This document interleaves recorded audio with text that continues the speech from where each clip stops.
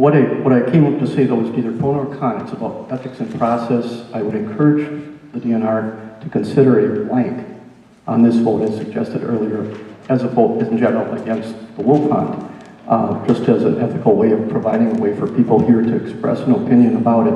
Otherwise, the yes and no don't really provide that input to the DNR. We're talking here about training and training dogs and training.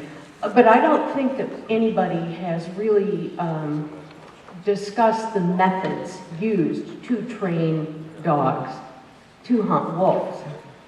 It's my understanding that there are captive animals that are used for the dogs to practice hounding.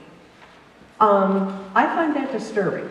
I think that that is extremely cruel, and I just can't believe that no one else finds this disturbing, that this amount of pain, that this amount of killing, just for fun, not for meat, but just for the sheer pleasure of hurting and killing something. And I am disturbed by the fact that we're all just standing here saying, oh, training, but nobody is really talking about the barbarity of just the training itself, let alone the dog wolf hunt. Thank you. I would just like to say that I'm an avid hunter and an avid outdoorsman, as well as a forestry student.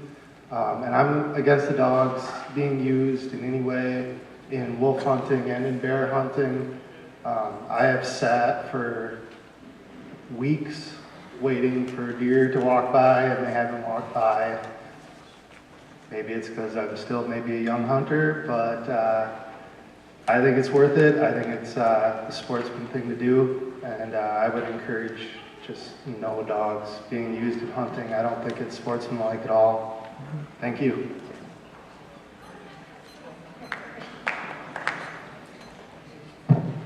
Patricia Randolph, Marquette County. I have a question. If you vote yes or no on these questions, what's the alternative? I mean, it's open-ended. Limit training to hunt wolves to the day after the 9-day. If you don't vote for that, what happens? Does anybody know? Question 68. Question 68 is basically, it's the Natural Resources Board question that basically is a yes and no to this. So the suggestion is if you oppose this and don't want to do yes or no, just leave those blank. All right. And answer question 68. I'm afraid the worst decision will be made. But I want to comment about the training. Because I write a living wildlife column for the Cap Times, people call me. And I did a recent column on a trapper who's trapped since he was 5. He's bludgeoned. He told me he beat to death animals in traps, 50 foxes a season, 130 raccoons, 20, 30 coyotes every year. And then he found a coyote killed in his uncle's next door land, and he rescued one of the pups, and he raised it. And I said, he called me for help, because the DNR wanted to come out and kill it. A year and a half later, it's bonded to his 8-year-old daughter and his 14-year-old son. And he said, Patricia, I can't tell you how this has turned me upside down on coyotes. He said, I heard all my life that the only good coyote was a dead coyote.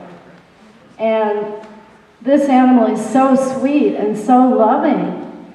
And I said, well, how many people do you think would change if they met your coyote that were raised like you were? And he said, without hesitation, 20% the first 10 minutes, and 100% if they spent a week with him. But he said, Patricia, a lot of people want to remain ignorant. And I said, well, why do they hate our wildlife so much? And he said, Patricia, it's just ignorance. But he also told me, because of his change of heart, he used to hound. And he told me that with training, he said, you have to train dogs to hate wildlife.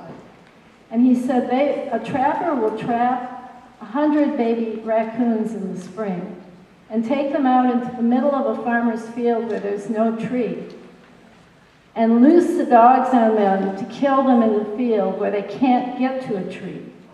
He said, that's how you train dogs to hate wildlife. When they hate wildlife, they're indiscriminate. They will kill a fawn, they will kill everything in their path.